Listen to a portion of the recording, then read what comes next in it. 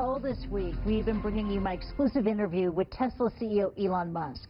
We also talked about his other high-profile company, SpaceX. Musk is one of the visionaries of private space expeditions. And while some see colonizing other planets as a pipe dream, the SpaceX CEO has a very different outlook on why space exploration is so important. You're also the CEO of SpaceX. The ultimate goal is Mars. Right. It's getting humankind to Mars. So why does Mars make sense? The goal of Tesla and Solar City is to minimize the existential threat of a delayed transition to a sustainable energy economy. The purpose of SpaceX is to help make life multiplanetary. If life as we know it is multiplanetary, then the probable length of existence of human civilization is much greater. So, I mean, think of like this, like the unifying philosophy behind all three companies is trying to minimize existential threats, that kind of thing.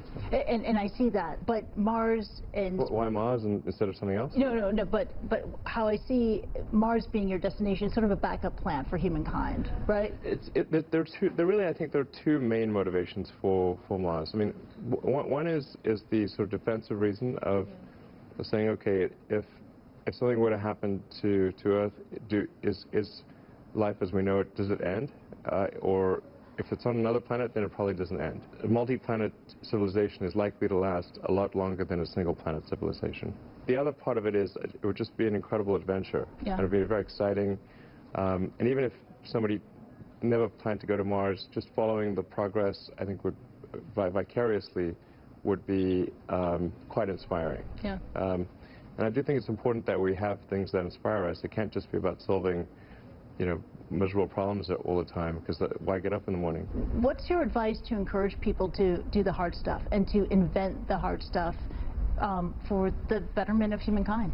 I think the right way to think of things is like, what is the most useful thing that you can think of to do, and that others are not doing? If our problems are getting well solved by others, there's not much point in going and then competing against them if they're going to solve it well anyway. It's better to work on things that you think probably enough smart people aren't working on. A couple quick questions about Hyperloop. It's an idea that you came up with. You gave it away because you had no time to deal with it. Yeah. A number of companies are taking it on. There is traction. It's gaining momentum.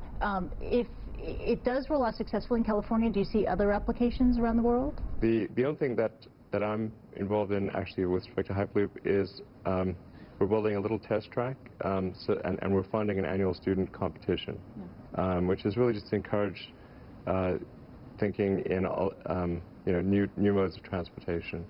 It seems to have gotten a fair bit of momentum at the college level. Kids are pretty excited about it.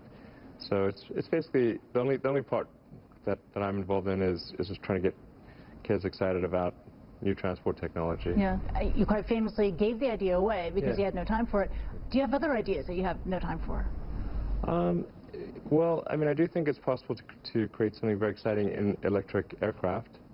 And I think there's probably going to be a lot that happens in genetics and in human-machine brain interface, like essentially a cyborg brain interface. I think there's some pretty...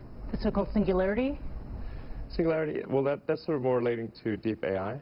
It's something I think we should be concerned about, because that may or may not turn out well. Yeah.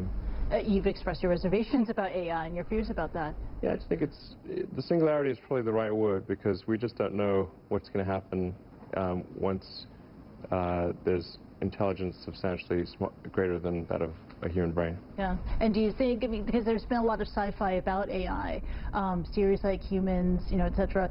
It's entering the mainstream, entering the public discourse, that people are understanding the ethical dangers and the, I guess, physical dangers that AI could potentially pose? I mean, most of the movies and TV featuring AI, they don't describe it in quite the way it's likely to actually take place. But I think you just have to consider, like, even in the benign scenario where if AI is much smarter than a person, what do we do? Yeah. What job do we have? Believe in a benevolent AI force and cross our fingers? Yeah, just like even, but that's the benign scenario. Benign scenario, the AI can do any job that a human can, but better. Yeah. That's the benign scenario.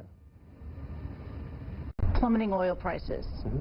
Is that going to undercut the viability of electric cars? Your thoughts on that?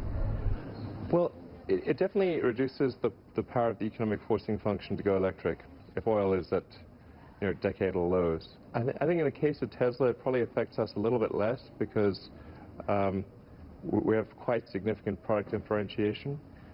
For lower priced EVs where it's more of an economic decision, I think they will actually take a pretty big hit. So the EV industry as a whole, I think, will definitely suffer because of the low oil prices. So it kind of just makes economic sense that it would. So it could stall the rollout of the Model 3 or the Volt? No, I don't think I think the Model 3 will have pretty substantial product differentiation.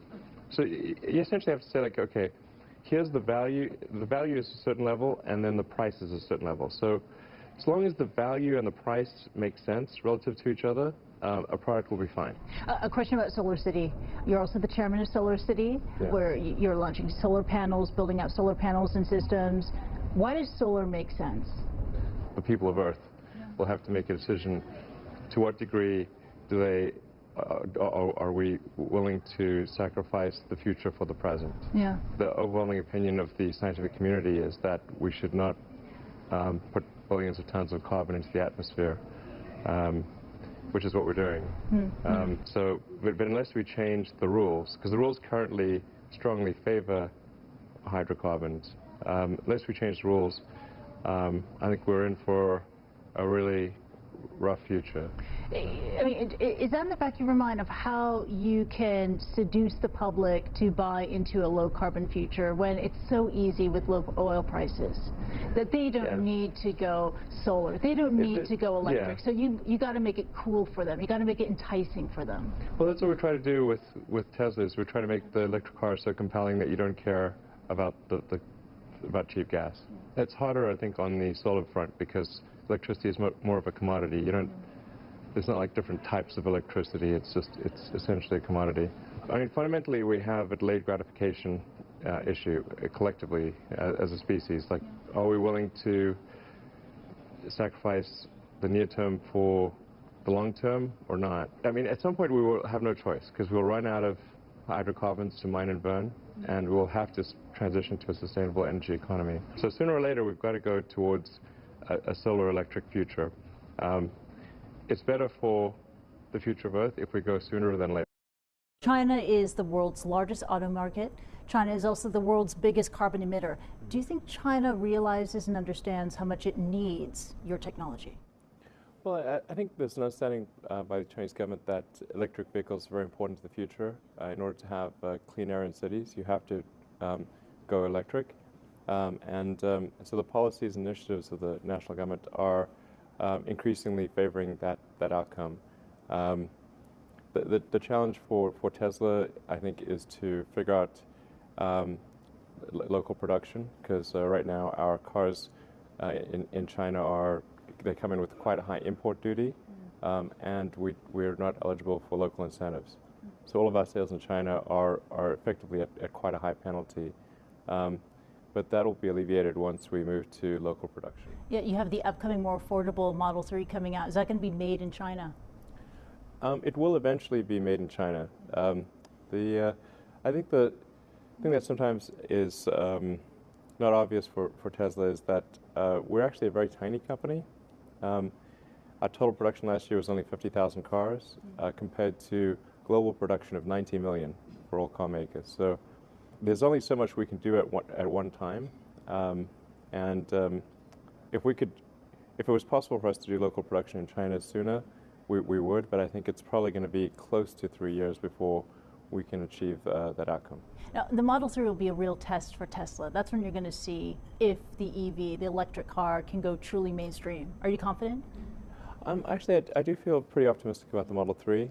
The key thing with the Model 3 is higher volume and a lower price. And it is a smaller car, and without quite as many bells and whistles as the Model S or X. But the goal is to have a very compelling, affordable, mass market electric vehicle. And I feel I feel pretty good about that goal. Are you worried at all about GM beating you to the market with this upcoming Bolt due out next year? You know, I think if GM comes to the market with a compelling electric car, that's great.